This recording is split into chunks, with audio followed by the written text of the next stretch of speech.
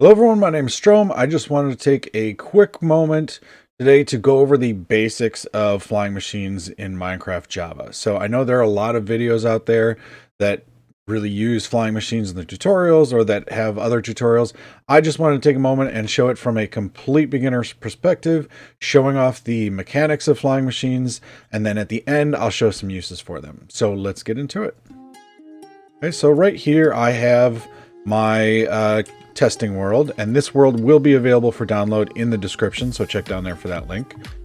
To get started with a flying machine, you're going to need three main components. Okay, you're going to need sticky pistons, have to be sticky, not regular, observers, okay, and slime blocks. Okay, these are the most important ones. You can substitute slime blocks for honey blocks in most of these scenarios. So if you're in a situation where you don't have slime, you can use honey blocks for most of these, but not all. So just stick with slime blocks if you have slime blocks. Okay. The concepts of this are really simple. What you're doing in the flying machine is it's two modules squished together. Okay. And what happens is those two modules then push each other apart, and then the second module pulls the other one back to it. And so it just keeps going back and forth like that. So the way that it does that is reliant on what we call a single tick on a sticky piston. Okay. So we have this sticky piston here, right? And then there's a slime block attached to it. Now, if I was to take a lever, not a lava, a lever, and put that on the back, this is a sticky piston slime block. That slime block is always going to come back. So when the piston retracts, it's going to stick right to the face of that, okay? However, if I give it a single tick through either a button on the side or an observer, it's going to release that block. So when I push this button, what's going to happen is it's going to give it a single tick, and it's going to push the block but then retract immediately before the block has a chance to update and come back. So we'll watch that right now. See, now the block is stuck out there. I can do this again with a single tick and then pull it back. Okay, so that's with using the button. Let me show you here with the observer. Okay, so we have an observer facing into a sticky piston. We give it that update. Observers give off a single tick, so it's going to push that back and forth. Okay, that's kind of a T flip-flop system right there. And what that means is when we give it a signal, it flops between one position and the other. It flips and flops. Okay, so that's the basic starting principle, and that's how the module actually pushes itself over. Okay, and then if you have a second module in the back, it gets pulled back. So let me show you just the base, super basic flying machine right now. Okay, so we're going to just build up with a sticky block right there. You cannot have it touching the ground because sticky blocks will stick to anything. And then you need a sticky piston over here and an observer facing out. Okay, so it's facing this way. It's going to send this redstone signal to this air block, which is going to bud power this sticky piston. You know, it's a lot of technical terms there, but just remember this is going to power this, okay, through the air. It's fine. Okay, this will not work on Bedrock, absolutely not. So this is definitely Java. So this is one half of the module. Okay, this is going to push it forward. So when I put something in front of the observer, you can see we can pulse that piston, and so if we were to have a slime block there, it's going to push it out. Okay, what we then want is we want the part of the machine that gets pushed out like this to then pull this part back to it. Okay, so the way that we're going to do that is we're going to have a just what I did there, a slime block on the face of there, and we're going to have a sticky piston that's coming back in. Okay, so it's facing back in there. You can see that face through there, and then we're going to give it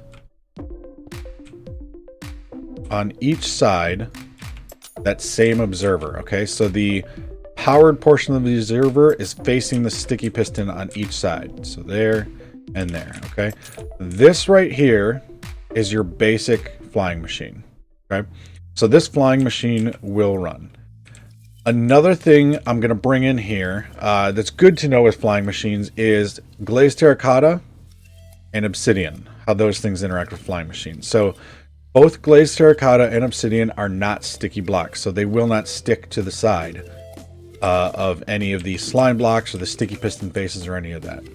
Obsidian is the same, except it can't get pushed. Okay, so we're going to use obsidian to stop our machine when we want to stop it. Okay, and I'm just picking arbitrary spots here. Okay, now the idea behind launching the flying machine is, once again, we want to power this observer, which sends a 1-tick pulse here to this piston, which is going to push these 3 blocks forward, because these 3 blocks are stuck together using this slime block. So it's going to push them forward by 1 block. Okay, they're going to be over there. That's going to trigger this observer, because now it sees, oh, I've changed position, I better send off a signal. It's going to send a signal to this, which is going to power this piston, and it's going to push out, grab this slime block, and pull it back to it. Okay. The reason I'm explaining that is because this is going to go very fast, but we will run this right now. So I'm going to give this observer an update by putting a block in front of it.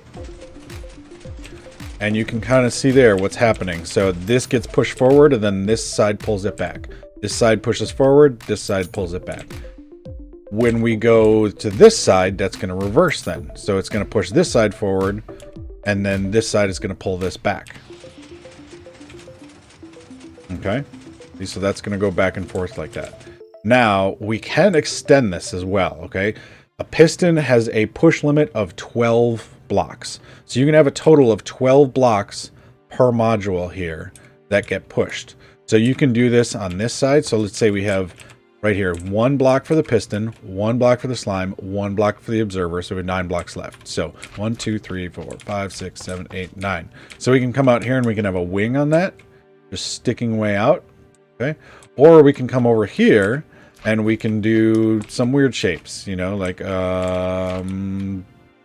Don't know exactly what you'd use that for, but you can have that shape.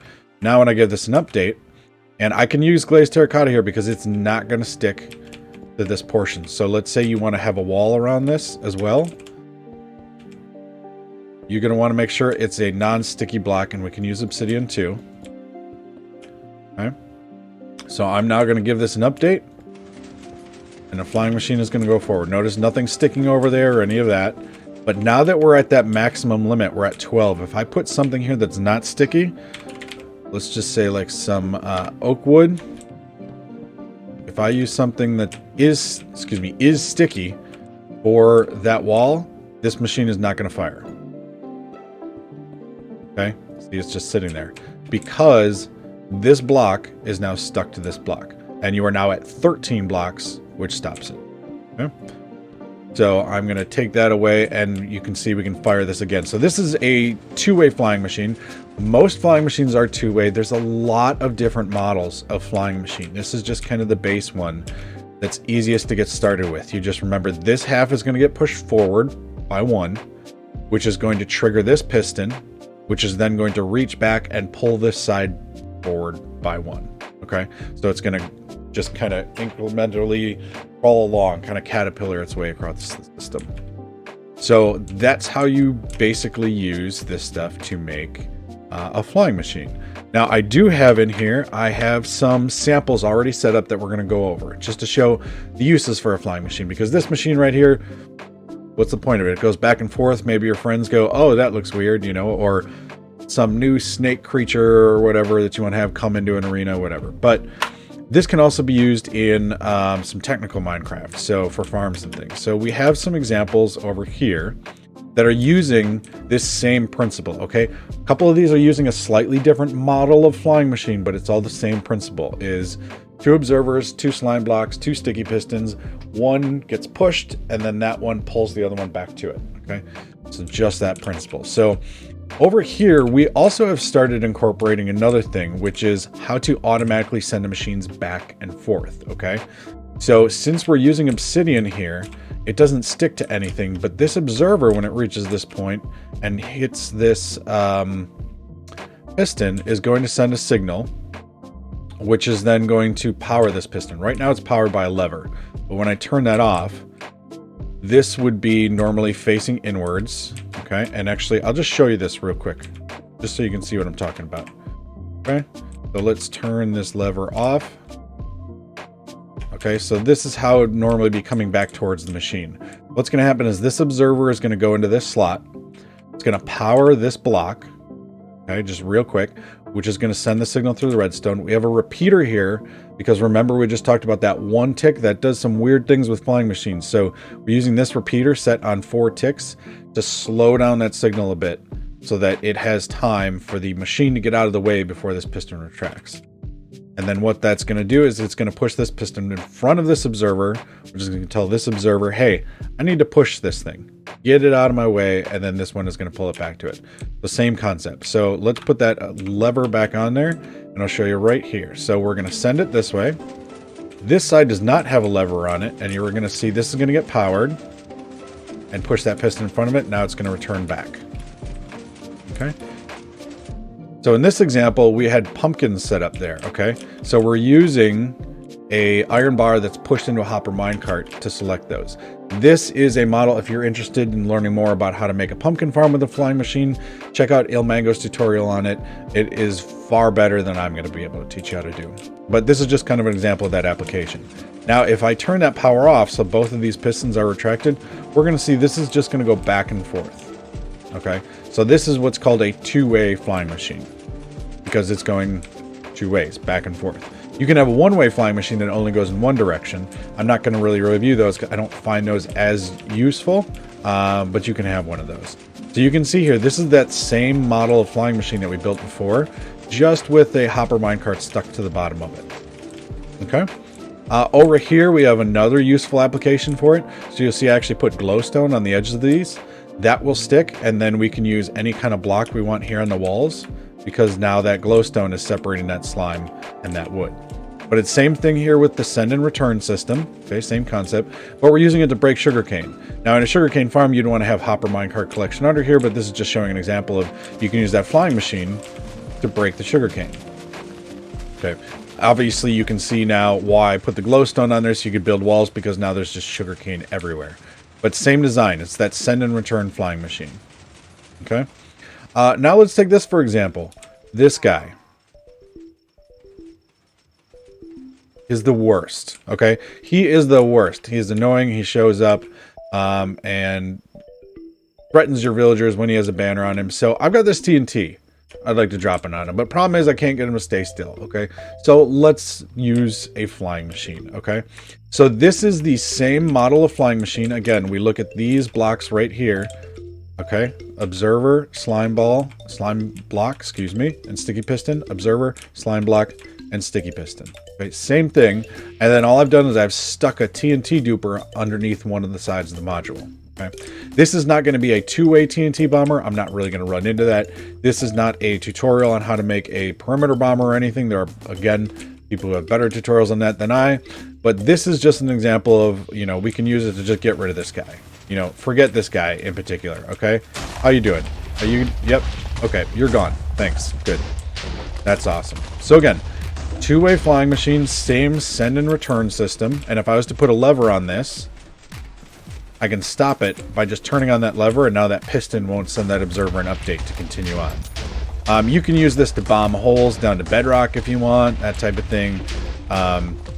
Unfortunately, this is also a great griefing machine, but we won't go into anything on that. Here's another example. Okay, so player and item transport. You could either have just a minecart here, or you could have a minecart with a chest in it filled with shulkers or something like that. I'm going to just get in here and use it for player transport. And so when I hit this button, I'm going to take off. Hands-free mobilization, let's call it. Okay, so this is all I've done here is added on 2 walls on each side. Okay, again, those walls will stick to the sticky piston, so it's keeping that minecart in place. And this will go for theoretical infinity. Right, once it hits unloaded chunks, it might stop. In fact, most likely you can have problems with flying machines that run into unloaded chunks. So you want to make sure that you do have these off switches like I have here. If I was to leave this running and then fly away with my elytra, come back, there's a good chance that this would be broken. Not a 100% chance, but a good chance. But that will just keep going and going and going until it either stops. And if I stay in that minecart, I'm always going to have it loaded. So this is just going to keep going and going and going. Really useful if you just need to travel a long distance up in the air overnight. Go to sleep, wake up, you don't know where you are. Probably dead from phantoms, but, you know, c'est la vie. This right here, this is something we did not cover. This is a vertical flying machine. Okay, so this is going to go up and down. This is an elevator. Okay, so I come here, I press this button. I'm going to go up. Okay, then it's going to stop me. I'm going to press this button, and then I'm going to go down. Using that same concept of using a piston to give the observer an update, and then it's going to start firing off. This uses the same concept, just flipped on its side. Okay, so we have here, we have the observer, we have the sticky piston, and we have the slime block. So same thing. This observer gets an update. It's going to push this whole thing up by one. When that gets pushed up by one, that's going to cause this one to update, send a signal to this, reach down, and pull that back up. Okay, I'm going to show you that here. And then all I've done is I've just attached some slime blocks on the top with some concrete to make a nice floor for the elevator. You don't really need this part necessarily. You can run it without it. So I'm going to show you here. We press the button. And you can see that it's getting pushed up, and then it's pulling the bottom one to it. Same thing here. This one is pushing the other direction. Oh, because I took those blocks off, we got a problem there. Okay. So, same thing. Push down, and then it pulls the next module down to it. That's a whole concept. We can also use this for, this is maybe not the most efficient way to do this, but probably one of the most fun. We got all these creeper. Oh, hi, Strom. Oh, God. These are all Stroms. This is too many Stroms. Let's get rid of them. Let's flush them out into, you know, it's a totally safe pit. Using a flying machine. Yeah. There we go. There we go. Okay, problem solved. It's much safer around here now, and now there's only one Strom, which is honestly probably still one too many Stroms. Anyways, those are the flying machines that I just wanted to review and go over the basic concepts of a flying machine. You can really use that for a whole lot of other uses, and I'm always looking for creative ways to use flying machines. So I hope this tutorial was helpful, especially in that beginning part. This world download will be available where you'll be able to see these machines and mess with them and see what they're doing and how they're working, and I hope that helped. All right, thanks. Have a good one. Bye.